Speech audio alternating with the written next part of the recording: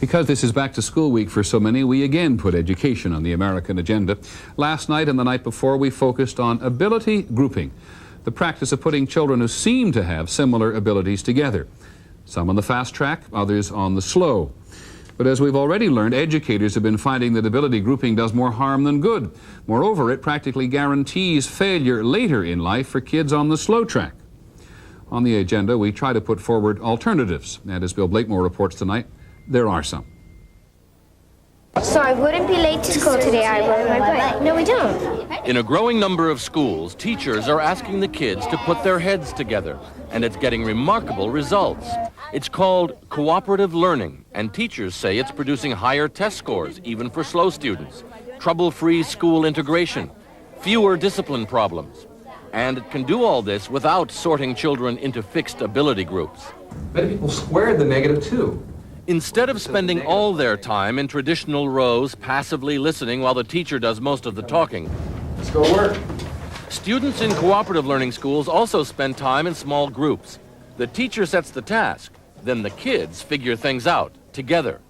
The teacher is still the best teacher in the class. A kid will never do the job of a teacher, but what kids are terrific at is re-explaining and individualizing and making material stick with each other. I like it because if there's something you don't understand, you can always ask like one of your friends to help explain it better to you, because maybe you'll understand it more if they explain it to you than if your teacher would.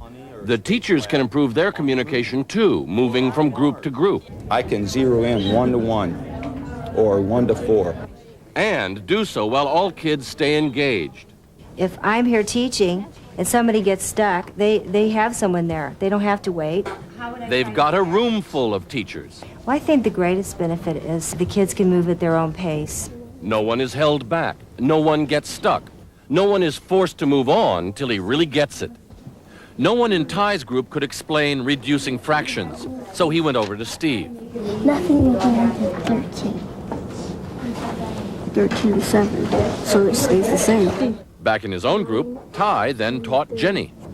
And then you multiply it. You make it go down more. Easy. Some of what goes on in this new cooperative education was called cheating when those of us who are a little older were back in school. Kids looking at each other's papers, talking to their neighbors. We share our answers and we discuss the problems. Finding out from each other how to get the answers. And that's the point.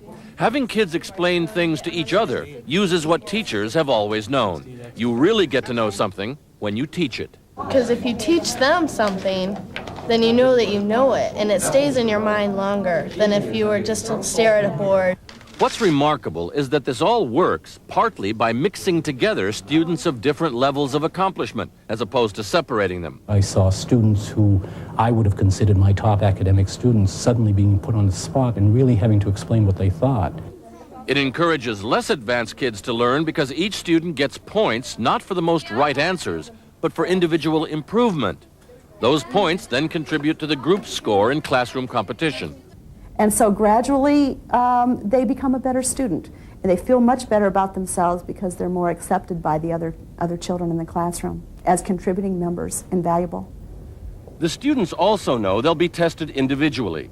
The teachers in the most successful programs keep running records of each student in each subject, so they know when a student needs to spend time concentrating alone. And when the teachers rearrange the learning groups every few weeks, they match kids whose strengths complement each other. I think kids, in cooperative learning get more of a feeling of, I know how to get information, I know how to learn, I know how to solve these problems, I can do it with my buddies, I can do it myself, rather than that I'm totally dependent on what the teacher does. Once kids have learned they can learn for themselves, it's much less likely they'll be pigeonholed by any ability grouping system which decides for them what they can know or what they may become. Bill Blakemore, ABC News, East Allen County, Indiana.